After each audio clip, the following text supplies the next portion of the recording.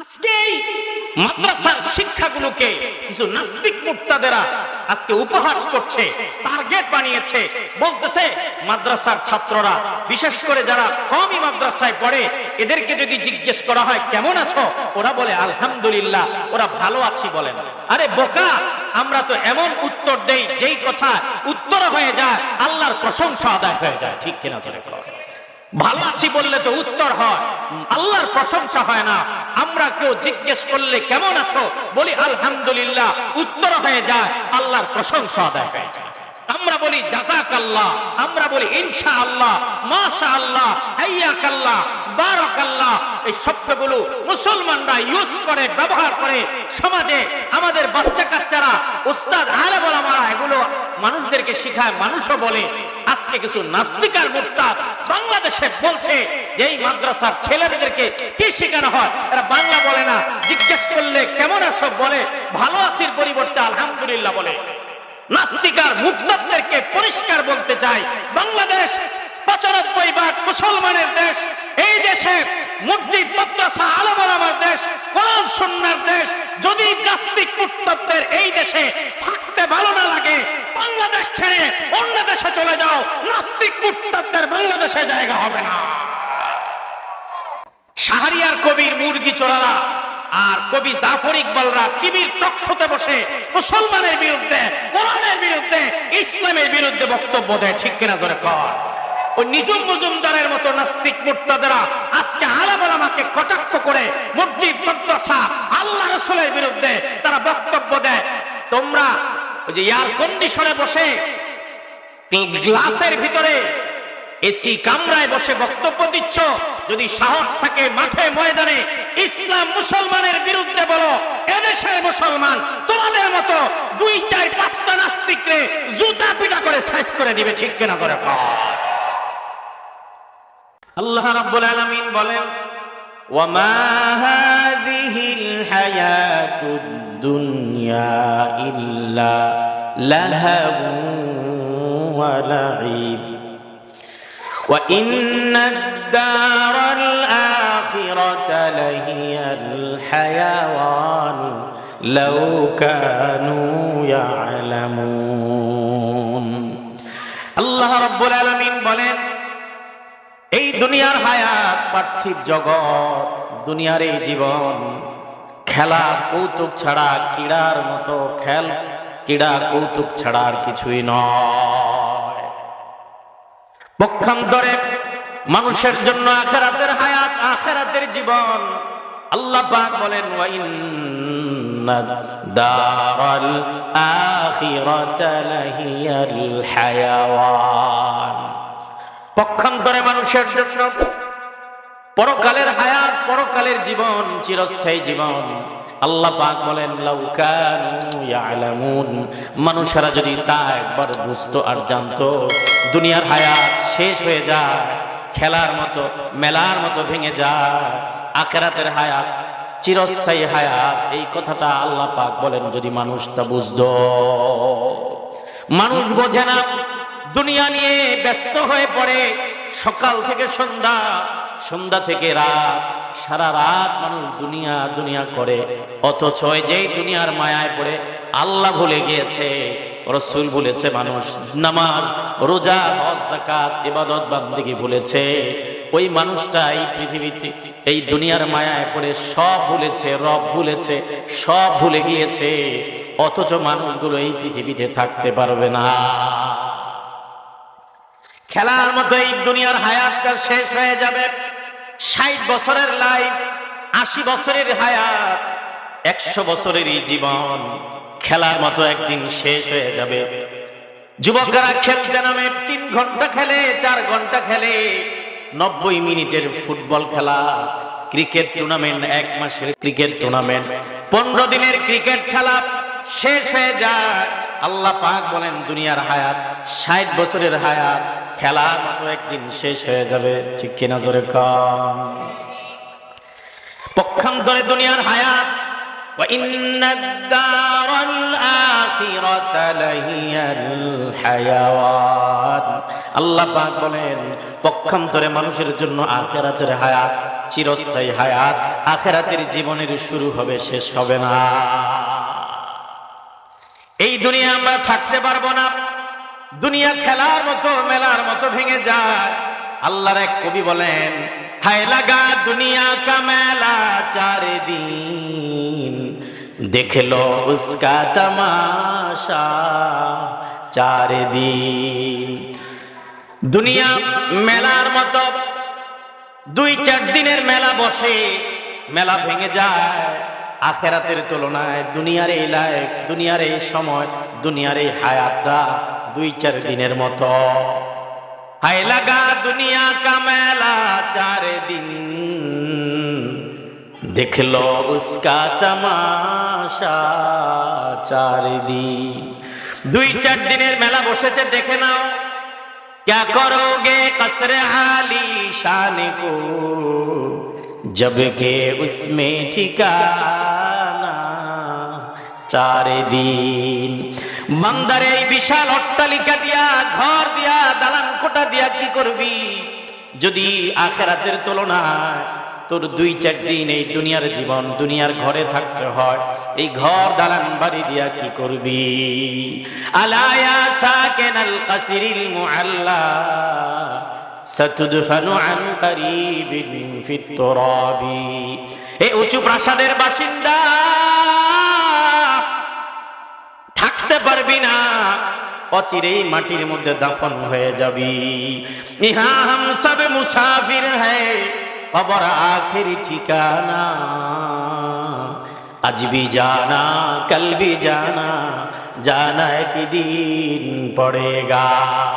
আল্লাহর আরেক বলেন এই পৃথিবীতে 2 দিনের মুসাফির, থাকতে পারবি না। আজ যাও কাল যাও, অচিরে কবরে ঢুকে যাবে, পৃথিবীতে থাকা যাবে না। মৌতুকা সিন কুল্লু নাসিন শারিবু, কবর বাইতিন কুল্লু নাসিন দাখিলু। মৃত্যু নামক ওই পেয়ালার পানি সবাইকে পান করা লাগবে। কবর নামক ওই সারদিনা ঘরের মধ্যে সবাইকে ঢুকতে হবে। ঠিক কিনা বেটি? चंद दिन की जिंदगी है याद रख, वरना हो तो आखिरे शर्मिंदगी। दारे पानी की सजावट भूल न जा, नेकियों से अपना असली घर सजा। আল্লাহর আরেফ বলেন ও দুনিয়ার মানুষেরা, দুনিয়া তো অনেক সাজিয়েছো, স্ত্রীর জীবন সাজিয়েছো, ছেলে মেয়ের লেখাপড়া করিয়ে তাদেরকে মানুষ করেছো। দুনিয়ার ঘর, দুনিয়ার দালান কোঠা, দুনিয়ার ঘর বাড়ি অনেক সুসজ্জিত করেছো, দুনিয়ার ঘর পরিপাটি করেছো, সাজিয়েছো। এবার নেকি দিয়া তোমার আসল ঘর, কবরের ঘরটা সাজা। এই কবর আমার আসল ঘর, পৃথিবী আমার আসল ঘর নয়। অথচ এই পৃথিবীতে আমি আপনি থাকতে চাই, পৃথিবীতে থাকতে পারবো না, পৃথিবী থাকার জায়গা নয়। ইরতাহালাতিদ দুনিয়া মুদবিরাতান ওয়ারতাহালাতিল আখিরাতু মুকবিলাতান।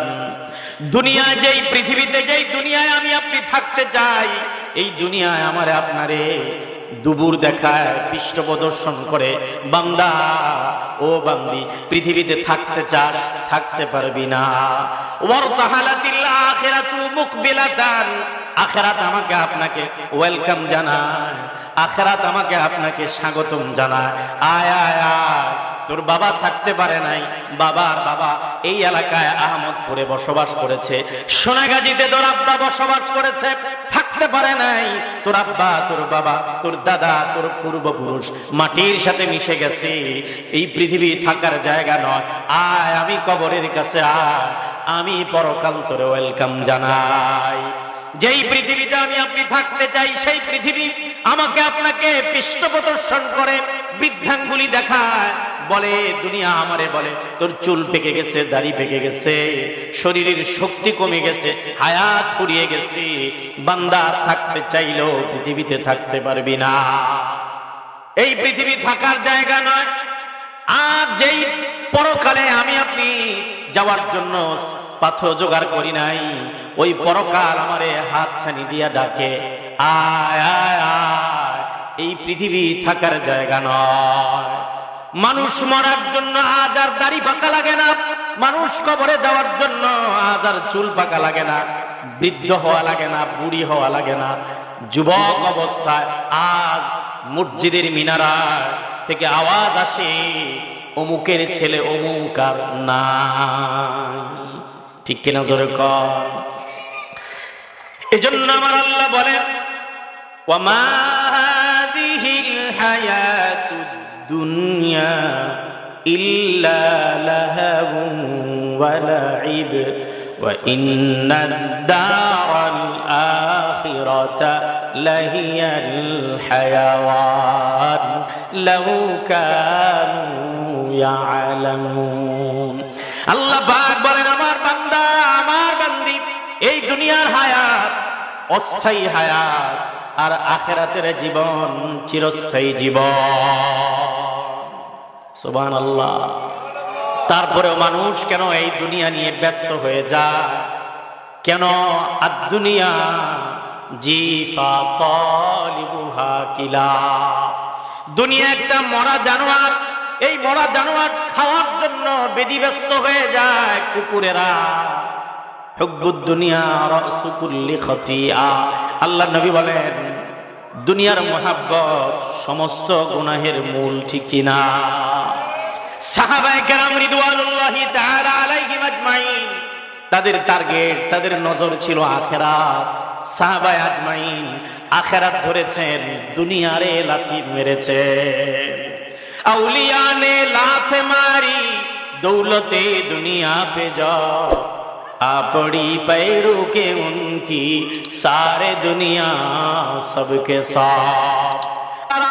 साहबाए कराम झुके झुके अल्लाह वाला ताबी बुजुर्ग उलमाए कराम उलमाए मुतकद्दिमीन उलमाए मुताखिरीन बुजुर्गाने दिन दुनियार लाथी मेरेছে আর দুনিয়া তাদের পদচুম্বন করেছে। আমার ভাইরা, সাহাবায়ে কেরামদের নজর, তাদের টার্গেট ছিল আখিরাত।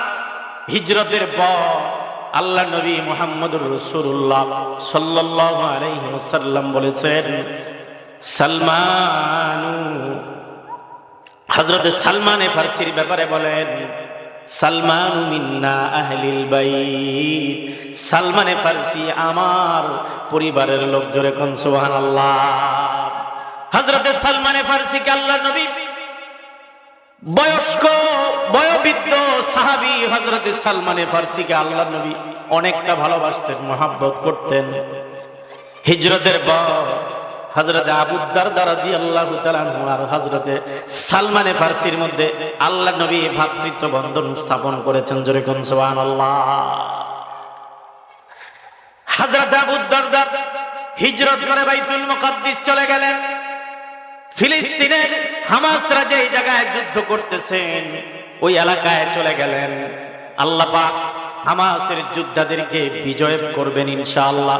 অচিরেই ফিলিস্তিন স্বাধীন হবে, অচিরেই হামাসরা তাদের এরিয়া, তাদের ভূমি তারা ইনশাআল্লাহ ফাতেহ করবে ইনশাআল্লাহ বলে। ওই লাল কুত্তার বাহিনী ইসরাইল ইহুদিরা অচিরেই হামাস যোদ্ধাদের কাছে পরাজিত হবে ইনশাআল্লাহ। আমার ভাইয়েরা, মুরব্বী বাবারা, হযরত আবু দারদা রাদিয়াল্লাহু তাআলা আনহু বাইতুল মুকাদ্দিস চলে গেলেন। হযরত সালমানে ফারসির কাছে চিঠি লিখলেন। সালমানে ফারসির কাছে চিঠি লিখলেন ভাইয়ের কাছে, আলহামদুলিল্লাহিল্লাযী আনজালানি ফিল আরদিল মুকাদ্দাস ওয়া আতানি আল্লাহু মালান ওয়া আওলাদা। সালমানে ফারসি কাছে চিঠি লিখলেন, ও সালমানে ফারসি, আমি আবু দারদা আল্লাহ পাকের শুকরিয়া আদায় করছি, তিনি আল্লাহ রাব্বুল আলামিন আমাকে পবিত্র ভূমি বাইতুল মুকাদ্দিসে অবতরণ করেছেন, আমাকে সেখানে থাকবার ব্যবস্থা করে দিয়েছেন, আর আল্লাহ পাক আমাকে অজস্র সম্পদ দান করেছেন, সন্তানাদিও দিয়েছেন। সালমানে ফারসি এই চিঠিটা পড়লেন, চিঠি পড়ে জবাব লিখলেন, ফালাম ইয়া আবু দারদা, ও ও আবু দারদা, তুমি জেনে রাখো, ইন্নাল আরদাল মুকদ্দাসা লা তুকদ্দিসুল ইনসান, পবিত্র ভূমি, পবিত্র দেশ, পবিত্র জায়গা মানুষকে পুত পবিত্র সম্মানিত বানায় না। ওয়ালাকিন তাকাদ্দাসাল ইনসানু বিল আ'মালিস সালিহাতি ওয়াল আখলাকিল ফাদিলাতি। মানুষ কেবল দামি হয়, মানুষ কেবল সম্মানিত হয় জায়গার কারণে নয়, ভূমির কারণে নয়। মানুষ দামি হয় তার নেক আমলের কারণে, মানুষ আল্লাহ পাকের কাছে সম্মানিত হয় তার উত্তম চরিত্রের কারণে। ফায়া লাইতা আতাকাল্লাহু বাদলাল মালি ইলমান নাফিআ। আল্লাহ পাকের কাছে আমি আশাবাদী, আমি আফসোস করেছি তোমার জন্য। আল্লাহ পাক যদি তোমাকে সম্পদ না দিয়ে, আল্লাহ পাক যদি তোমাকে ইলমে নাফি দান করতেন, উপকারী ইলম, লাউহে মাহফুজের ইলম, কোরআন সুন্নাহর ইলম যদি আল্লাহ পাক তোমাকে দান করতেন, আমি বড্ড খুশি হয়ে যেতাম। ও বাদলাল আওলাদি আমালান সালিহা, আল্লাহ পাক তোমাকে যদি সন্তান আদি না দিয়ে নেক আমল করার বেশি তৌফিক দিতেন, আমি এতে বড় খুশি হয়ে যেতাম। সাহাবায়ে কেরামের নজর সম্পদের উপরে, সন্তানের উপরে ছিল না, তাদের নজর, তাদের টার্গেট ছিল আখিরাত। ঠিক কি না? জোরে কর। ইলম বড় দামি জিনিস, লাউহে মাহফুজের ইলম, কোরআন সুন্নাহর ইলম আল্লাহ পাক যাকে দান করেছেন, যেই সিনায় কোরআনের ইলম আছে, ওই ইলমটা একটা নূর, একটা আলো। দুনিয়ার এই লাইট তো সামান্য 1 কিলো 2 কিলো পর্যন্ত দেখা যায়, ইলম এই নূর দিয়া আল্লাহর আরশ পর্যন্ত দেখা যায়। আজকে মাদ্রাসার শিক্ষাগুলোকে কিছু নাস্তিক মুক্তাদেরা আজকে উপহাস করছে, টার্গেট বানিয়েছে, বলতেছে মাদ্রাসার ছাত্ররা, বিশেষ করে যারা কওমি মাদ্রাসায় পড়ে, এদেরকে যদি জিজ্ঞেস করা হয় কেমন আছো, ওরা বলে আলহামদুলিল্লাহ, ওরা ভালো আছি বলেন। আরে বোকা, আমরা তো এমন উত্তর দেই যেই কথা উত্তর হয়ে যায় আল্লাহর প্রশংসা আদায় হয়ে যায়। ঠিক কিনা? ভালো আছি বললে তো উত্তর হয়, আল্লাহর প্রশংসা হয় না। আমরা কেউ জিজ্ঞেস করলে কেমন আছো, বলি আলহামদুলিল্লাহ, উত্তর হয়ে যায় আল্লাহর প্রশংসা আদায় হয়ে যায়।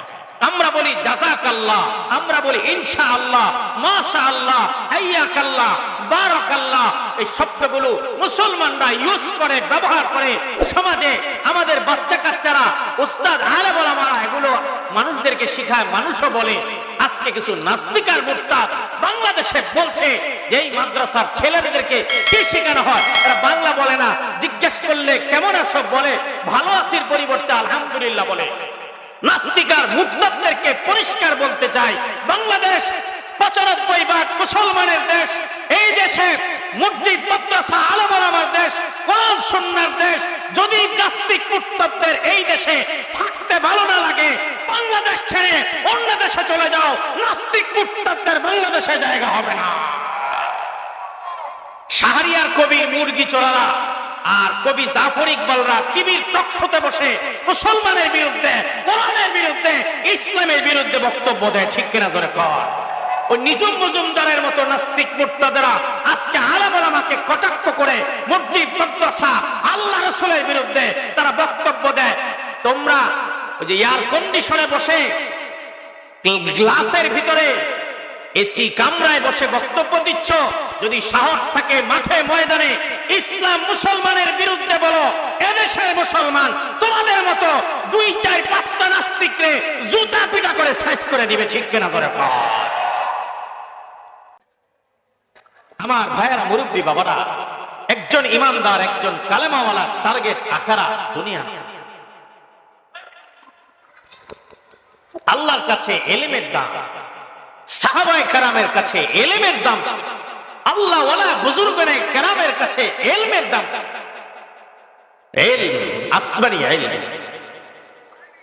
এই কোরআন, মাহে রমজান আসছে, নিজেরা পড়বো, বাচ্চাদেরকে কোরআন শিখাবো, কোরআনের তরজমা পড়বো, তাফসীর পড়বো, কোরআনকে ভালোবাসবো। কোরআনের মাদ্রাসা, মসজিদ, আলেম ওলামাকে এই ধরনের তাফসীর যারা করে তাদেরকে সাহায্য সহযোগিতা করবো ইনশাআল্লাহ। কোরআন তো একজন ইমানদার কালেমাওয়ালা যার সাথে দুনিয়ার জিন্দেগিতে কোরআনের সম্পর্ক থাকবে, কোরআনকে ভালোবাসবে, এই ধরনের কোরআনের তাফসীরকে ভালোবাসবে, কোরআন পড়বে, কোরআনের তরজমা তাফসীর পড়বে, কোরআন দিয়ে ব্যক্তি জীবন, পারিবারিক জীবন, সামাজিক জীবন, রাষ্ট্রীয় জীবন, রাজনৈতিক জীবন, আন্তর্জাতিক জীবনও কোরআন বাস্তবায়নের জন্য যারা চেষ্টা করবে, কোরআন কবরে তাদের মাথার কাছে বসে থাকবে। আল্লাহ নবী বলেন, জাআল কুরআন কোরআন মাথার কাছে এসে যাবে, কোরআন মাথার কাছে বসে যাবে, কোরআনের জবান খুলে দিবেন আল্লাহ। ফেরেশতা আসবে কবরের মধ্যে, কোরআনের জবান খুলে দেওয়া হবে, ফেরেশতা তাকে প্রশ্ন করতে আসবে, বলবে তারে প্রশ্ন করতে আসছে, কোরআনের জবান আল্লাহ খুলে দিবেন, কোরআন বলবে, ও আল্লাহর বান্দা, ও ফেরেশতা, কেন আসছো কবরের মধ্যে? তারে প্রশ্ন করতে আসছে। কি প্রশ্ন করবে? এই লোকটার সাথে, এই আল্লাহর বান্দার সাথে, আল্লাহর বান্দির সাথে দুনিয়ার জিন্দেগিতে সম্পর্ক ছিল, মহব্বত ছিল, কোরআনের সাথে কোরআন পড়েছে, কোরআনের রাজ কায়েমের স্বপ্ন দেখেছে, কোরআনের তাফসীরে রাতের পর রাত বসেছিল, খাবারের কথা ভুলে গেছে, কোরআনের মাদ্রাসাগুলোকে সার্বিকভাবে সাহায্য করেছে, তাফসীরে অর্থ দিয়েছে, শ্রম দিয়েছে, কোরআন পড়েছে, কোরআন আমল করেছে, তাকে কি প্রশ্ন করবে? এই লোকটার সাথে তো দুনিয়ার জিন্দেগিতে আমার সম্পর্ক ছিল, নাউম কানাউমিল আরুস, দুলার মতো ঘুমায়, তারে কি প্রশ্ন করবে? তাকে যদি প্রশ্ন করতে হয়, আমি কোরআনকে প্রশ্ন করো, সে ঘুমায়, তাকে ঘুমাতে দাও, তার ঘুমে বিঘ্ন ঘটাবে না, তাকে ডিস্টার্ব দিবে না। আমি কোরআনকে প্রশ্ন করো, তার পক্ষ থেকে সব জবাব আমি কোরআন দিয়ে দিই। কোরআনকে ভালোবাসবো তো ইনশাআল্লাহ। আমার ভাইয়েরা, মুরব্বী বাবারা, সাহাবায়ে আজমাইন, তাদের টার্গেট ছিল আখিরাত। তারা দুনিয়া ধরে নাই, আখিরাত ধরেছে। কি বলেন, আখিরাত টার্গেট বানাবো না দুনিয়া টার্গেট বানাবো? দুনিয়া করতে বাধা নাই, এই পৃথিবীতে ব্যবসা বিজনেস দুনিয়া করতে কি নাই? বাধা নাই। তবে আল্লাহকে বলা, চিশতে দুনিয়া আজ খুদা গাফিল বুদান, না কামাশো না কারাহো ফরজন্দ জান। স্ত্রী সন্তান টাকা পয়সার নাম দুনিয়া নয়। যে জিনিস আমাকে আপনাকে আল্লাহ থেকে, নামাজ থেকে, পরকাল থেকে দূরে সরায় রাখে, তার নাম দুনিয়া। আপনার স্ত্রী সন্তান সম্পদ আছে, সেগুলোকে যদি আপনার দিনের কাজে স্ত্রী বাধা না হয়, সন্তান বাধা না হয়, সম্পদ যদি আখিরাতের জন্য আপনি ব্যয় করতে পারেন, সম্পদ যদি হালাল ভাবে উপার্জন করতে পারেন, সম্পদ আপনাকে যদি নামাজ থেকে, আল্লাহ থেকে দূরে না সরায়, ওই সম্পদ আখিরাত সম্পদ, দুনিয়া না। বরং দুনিয়া তো সেই জিনিস, যেই জিনিস পেলে আমি আপনি আল্লাহ থেকে দূরে সরি, ইসলাম থেকে, আল্লাহ রাসূল থেকে দূরে সরে যাই, তার নাম দুনিয়া। दुनिया में हो दुनिया का तलबगार नहीं हो, बाजार से गुजर हो खरीदार नहीं हो। আল্লাহর কারে বলেছেন, এই পৃথিবীতে থেকেও আমি দুনিয়া দিলের মধ্যে ঢুকাই নাই, দুনিয়া বাজার করি নাই। আমি এই পৃথিবীতে থেকেও, দুনিয়ার বাজারে থেকেও আখিরাতের সদাই কিনেছি। সুবহানাল্লাহ। আমার ভাইয়েরা, মুরব্বী বাবারা, যুবকেরা, তরুণেরা, পর্দার আলে আমার মায়েরা, বোনেরা, সাহাবায়ে কেরাম রিদওয়ানুল্লাহি তাআলা আলাইহিম আজমাইনের টার্গেট ছিল আখিরাত। একজন ইমানদার, একজন কালেমাওয়ালার টার্গেট হবে আখিরাত। দুনিয়া ধরবে না, আখিরাত ধরবে। আমরা দুনিয়া ধরবো না, আখিরাত ধরব। হযরত মুসআব ইবনে উমাইর রাদিয়াল্লাহু তাআলা, সাহাবীর নাম কি? মুসআব ইবনে উমাইর রাদিয়াল্লাহু তাআলা।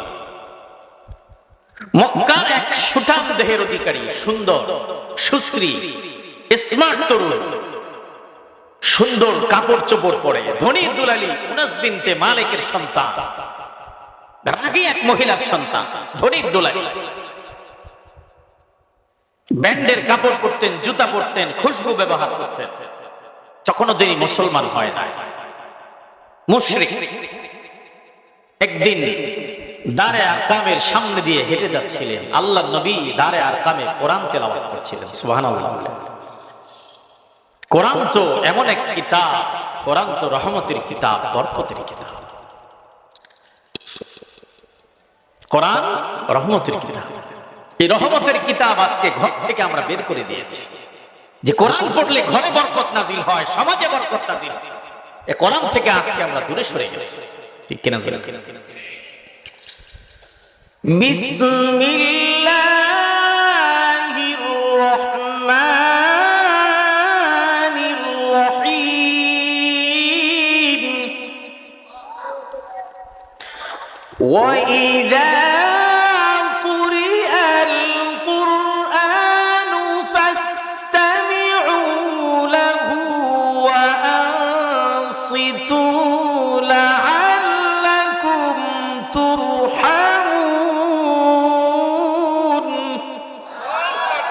আল্লাহ রাব্বুল আলামিন বলেন, কোরআন যদি তিলাওয়াত হয়, কোরআনের আলোচনা তাফসীর যদি তরজমা যদি হয়, কোরআন যদি তোমরা শোনো, চুপ করে যদি থাকো, আর যদি দিলের কান দিয়া শুনতে থাকো, আল্লাহ রাব্বুল আলামিন কোরআন তিলাওয়াত হলে পরে আকাশ থেকে তোমাদের উপর রহমত বর্ষণ করে। দারে আরকামে আল্লাহ নবী কোরআন পড়ছিলেন, মুসআব ইবনে উমাইর হেঁটে যাচ্ছিলেন। শুনতে পেয়েছেন আল্লাহ নবীর কণ্ঠে, মধুর কণ্ঠে কোরআনের আওয়াজ। হযরত মুসআব ইবনে উমাইর বললেন, আল্লাহর নবী, আর দেরি নয়, কোরআন শুনে আমার দিল আকর্ষণ করেছে, আর দেরি নয়, এক্ষুনি আপনার মুখে, আপনার জবান থেকে কালেমা পড়তে চাই, ঈমান কবুল করতে চাই। আল্লাহ নবীর মুখ থেকে ঈমান কবুল করলেন, তিনি পড়ে নিলেন, আশহাদু আল্লা ইলাহা ইল্লাল্লাহু ওয়া আশহাদু আন্না মুহাম্মাদান আবদুহু ওয়া রাসূলুহু। হযরত মুসআব কালেমা পড়ে মুসলমান হয়ে গেলেন। আল্লাহ নবীর খিদমতে, আল্লাহ নবীর দরবারে কোরআন শিখেছেন, নামাজ শিখেছেন। গোপনে তিনি নামাজ আদায় করতেন। এক মুশরিক যুবক তার মা মুসআব ইবনে উমাইরের মায়ের কাছে নালিশ করলেন, সর্বনাশ হয়ে গেছে খালাম্মা, আপনার ছেলে মুসআব আল্লাহ নবীর খিদমতে গিয়া কালেমা পড়ে মুসলমান হয়েছে, আমি দেখেছি সে গোপনে নামাজ আদায় করছে। হযরত মুসআব যখন বাড়ি ফিরলেন, বাড়িতে ফেরার পরে মা তারে জিজ্ঞাসা করলেন, বাবা, শুনলাম নাকি কালেমা পড়ে মুসলমান হয়ে গিয়েছিস? সত্যি তো মা, কালেমা পড়ে মুসলমান হয়েছি, তোমাকেও দাওয়াত দেই ইসলামের সুচিতল ছায়ার নিচে, তুমিও যদি আসতে পারো, আল্লাহ পাক অতীত জিন্দেগীর গুনাহ খাতা মাফ করে দিবে। মা, তোমাকেও দাওয়াত দেই, কালেমা পড়ে মুসলমান হয়ে যাও। মুসআবের মা রাগী মহিলা, সহ্য করতে পারে নাই, সন্তান ঈমান কবুল করেছে, তারে ঘরে গৃহবন্দী করেছে, খাবার দাবার বন্ধ করে দিয়েছে, চাবুক দিয়া তারে পিটানো আরম্ভ করেছে। হযরত মুসআব বলেন, মা, আমাকে পিটাতে পিটাতে তোমার বাড়ি শুদ্ধ তামাম দুনিয়া ছেড়ে দিতে পারি, আল্লাহর নবীর দরবার ছেড়ে দিতে পারি না, মুহাম্মদুর রাসূলুল্লাহর দ্বীন থেকে বিন্দু পরিমাণও সরে যেতে পারবো না। হযরত মুসআব তার উপরে নির্যাতনের স্টিমরোলার চালানো হলো। হযরত মুসআবকে খাবার বন্ধ করে দিল, গৃহবন্দী করেছে। হযরত মুসআব তখনও ঈমান থেকে, ইসলাম থেকে বিন্দু পরিমাণও সরে যায় নাই, কারণ তার টার্গেট হলো আখিরাত। সূরা আনকাবুত আল্লাহ রাব্বুল আলামিন 2 নম্বর আয়াত 3 নম্বর আয়াতের মধ্যে বলেন, আহাসিবান নাসু আন ইউতরাকু আন ইয়াকুলু আমান্না ওয়া হুম লা ইফতানুন ওয়ালাকাদ ফাতান্নাল্লাযীনা মিন ক্বাবলিহিম فَلَيَعْلَمَنَّ اللَّهُ الَّذِينَ صَدَقُوا وَلَيَعْلَمَنَّ الْكَاذِبِينَ। আল্লাহ রাব্বুল আলামিন বলেন, মানুষেরা কি ধারণা করেছে নাকি তাদেরকে এমনি ছেড়ে দেওয়া হবে? তারা বলবে আমরা ঈমান এনেছি, তাদেরকে পরীক্ষা করা হবে না। না, এমনটা নয়, বরং যুগে যুগে যারা ঈমান কবুল করেছে তাদেরকে ঈমানের পরীক্ষা দিতে হয়েছে। ওয়ালাকাদ ফাতান্নাল্লাযীনা মিন ক্বাবলিহিম, আল্লাহ পাক বলেন তাদের পূর্বে অনেক মানুষকে ঈমানের পরীক্ষা দিতে হয়েছে। ফালা ইয়ালামান্নাল্লাহুল্লাযীনা সাদাকু ওয়া লা ইয়ালামান্নাল কাযিবিন। ঈমান আনার ব্যাপারে কারা সত্যবাদী, ঈমান আনার ব্যাপারে কারা মিথ্যাবাদী, যুগে যুগে মানুষদেরকে ঈমানি পরীক্ষা দিতে হয়েছে। হযরত মুসা ও তার ব্যতিক্রম নয়, তাকেও ঈমানের পরীক্ষা দিতে হয়েছে। লম্বা ঘটনা মুখতাসার করে বলি, হযরত মুসা আল্লাহর নবীর দরবারে চলে গেলেন, মা তারে নিরুপায় হয়ে ছেড়ে দিলেন। হযরত মুসা আল্লাহর নবীর দরবারে গেলেন, জিজ্ঞাসা করলেন, মুসা কি এমন অপরাধ করেছো, তোমার এই অবস্থা কেন, কে করেছে এমন অবস্থা? আল্লাহর নবীকে হযরত মুসা বলেন, আল্লাহর নবী আমি কোনো অপরাধ করি নাই, কেবলমাত্র একটা অপরাধ করেছি, মুহাম্মদুর রাসূলুল্লাহর দ্বীন কবুল করেছি, আল্লাহর উপরে ঈমান এনেছি। এই জন্য মা আমাকে পিটাতে পিটাতে রক্তাক্ত করে দিয়েছে, খাবার বন্ধ করে দিয়েছে, মা আমাকে চাবুক দিয়া ঘরের মধ্যে ইচ্ছে মতো পিটিয়েছে। আল্লাহর নবী আমি ঈমান ছেড়ে দেই নাই। নতুন যারা কালেমা পড়ে মুসলমান হয়েছিল, আল্লাহর নবী তাদেরকে হাবশা দেশে হিজরত করার অনুমতি দিলেন। হযরত মুসাও হিজরত করলেন। হিজরতের পর আবার তিনি মক্কাতুল মুকাররমায় ফিরে আসলেন। আল্লাহর নবী তার গায়ে একটা চামড়ার জামা দেখলেন, আল্লাহর নবী কেঁদে ফেললেন। যার খাবারের অভাব নাই, কাপড় চোপড়ের অভাব নাই, পোশাকের অভাব নাই, এই মুসাব সেই মুসাব যার খাবারের অভাব ছিল না, কাপড় চোপড়ের অভাব ছিল না, ঈমান কবুল করার কারণে আজকে মোটা একটা চামড়ার কাপড় পরিধান করেছে। লম্বা কথা, বাইআতে আকাবা যখন হয়েছিল, মদিনাতুল মুনাওয়ারায় কিছু মানুষ আল্লাহর নবীর হাতে কালেমা পড়ে মুসলমান হয়েছিল। তারা মক্কাতুল মুকাররমায় এসেছেন। আল্লাহর নবীকে বললেন, নবীজি ওগো আল্লাহর নবী, মদিনাতুল মুনাওয়ারায় মদিনার অভিমুখে আপনি একজন দূত পাঠান, যে মানুষদেরকে মদিনার ঘরে ঘরে মানুষদেরকে কোরআনের দাওয়াত দিবে, কোরআনের তালিম দিবে, কালেমার দাওয়াত পৌঁছায়া দিবে, এমন একজন সাহাবী আমাদের সাথে পাঠান। নবী সর্বপ্রথম মদিনার অভিমুখে যেই সাহাবীকে প্রেরণ করেছেন দূত হিসাবে দাওয়াত নিয়ে, কালেমার দাওয়াত, ঈমানের দাওয়াত, তিনি আর কোন সাহাবী নন, তিনি হলেন হযরত মুসআব ইবনে উমাইর রাদিয়াল্লাহু তাআলা আনহু। হযরত মুসআবকে আল্লাহর নবী বললেন, যাও মুসআব, মদিনাতুল মুনাওয়ারায় যাও, মদিনাকে ইসলামের জন্য প্রস্তুত করো, তৈয়ার করো। আল্লাহ পাক যদি হুকুম করে আমি হিজরত করে মদিনায় আসব। হযরত মুসআব ইবনে উমাইরের দাওয়াতে অনেক মানুষ কালেমা পড়ে মুসলমান হয়েছে। তিনার দাওয়াতে হযরত সাদ ইবনে মুআজের মতো বিখ্যাত সাহাবী পর্যন্ত কালেমা পড়ে মুসলমান হয়েছে। সাদ ইবনে মুআজ যেদিন ইন্তেকাল করেছেন, আল্লাহ পাকের আরশ পর্যন্ত কেঁপেছিল। এমন ব্যক্তি হযরত মুসআব ইবনে উমাইরের হাতে কালেমা পড়ে মুসলমান হয়েছিল। লম্বা কথা, আল্লাহর নবী হিজরত করে মদিনায় চলে গেলেন। আল্লাহর নবীকে মক্কাতুল মুকাররমায় কাফিরেরা থাকতে দিল না, নির্যাতনের স্টিম রোলার চালিয়েছিল মুসলমানদের উপরে, আল্লাহর নবীর উপরে। আল্লাহর নবীকে আল্লাহ পাক হিজরতের অনুমতি দিলেন। হিজরত করে মদিনায় চলে গেলেন। কাফেরেরা প্রতিশোধ নেওয়ার জন্য, আল্লাহর নবীকে দুনিয়া থেকে খতম করে দেওয়ার জন্য বদরের প্রান্তে একত্রিত হয়েছে। বদরের যুদ্ধ শুরু হলো। হযরত মুসআবও ছিলেন। বদরের যুদ্ধ মাত্র ৩১৩ জন, অস্ত্র নাই, ঘোড়া নাই, তরবারি নাই, ৩১৩ জন, আর হাজারের কাছে কাফের। তাদের মোকাবেলায় আল্লাহ পাক ৩১৩ জন মুসলমানকে বিজয় দিয়েছেন।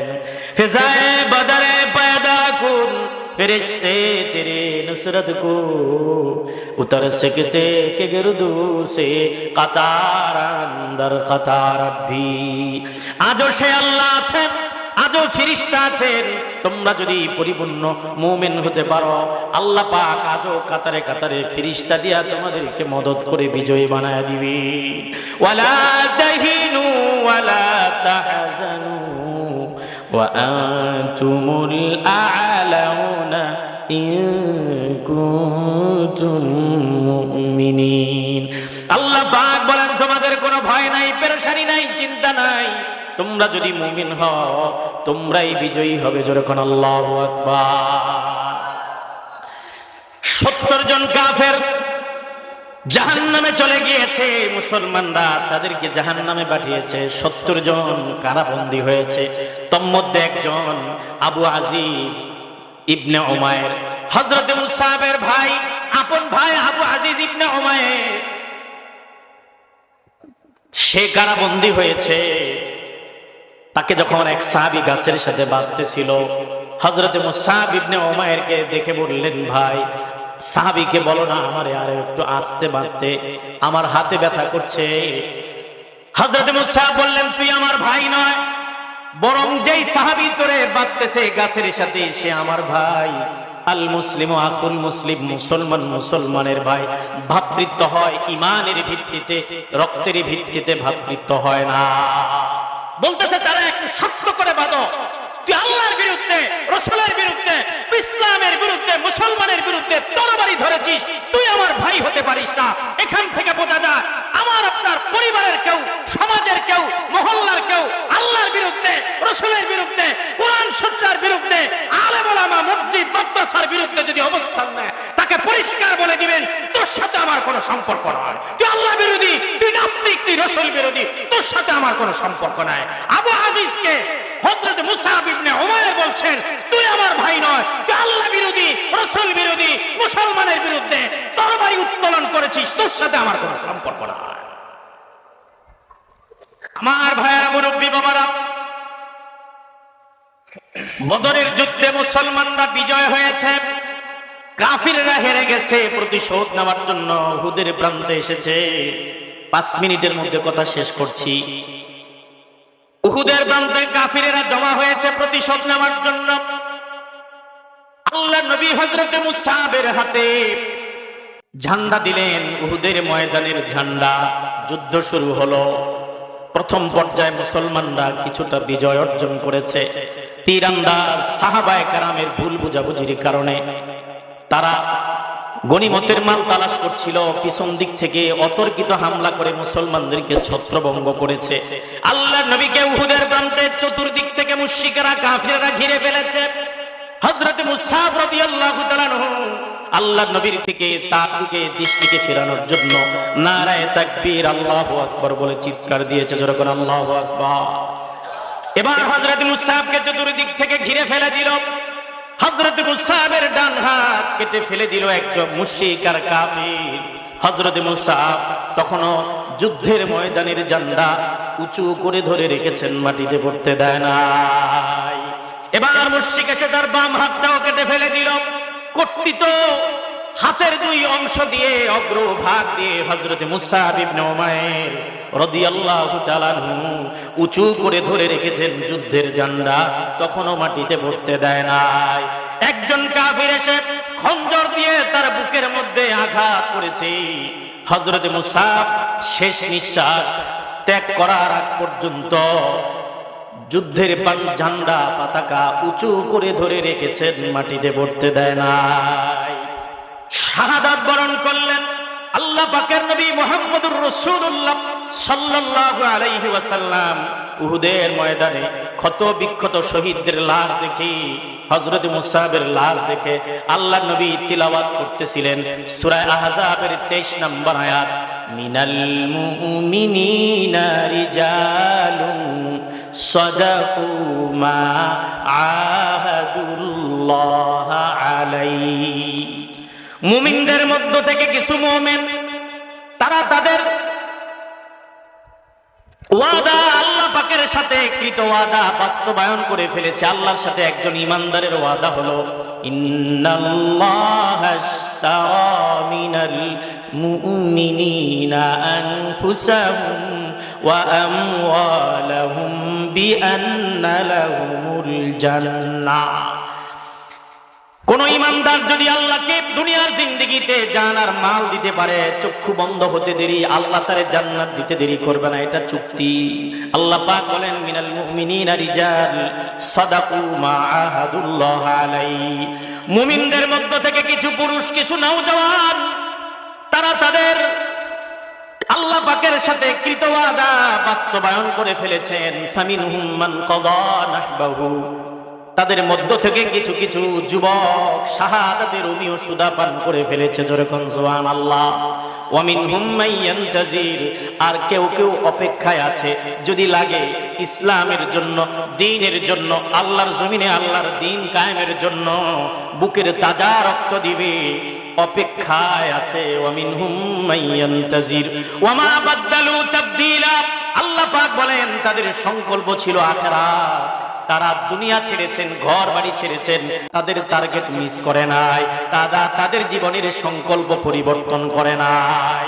হযরত মুসা আখিরাত ধরেছেন, বাড়ি ঘর সব ছেড়েছেন, তার কাফনের জন্য একটা চাদর আনা হলো। আল্লাহ নবী চাদরখানা মাথা ঢেকে দিলে পা খুলে যায়, পায়ের দিকে তার চাদরটা ঢেকে দিলে কাফন হিসাবে মাথাটা খুলে যায়।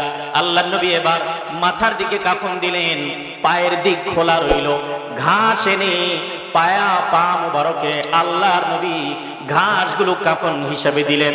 আল্লাহ নবী বললেন, এই মুসাব ইবনে উমাইর সেই মুসাব যার খাবারের অভাব নাই, কাপড়ের অভাব নাই, ঘর বাড়ি সব ছেড়েছে, দিন থেকে সরে যায় না।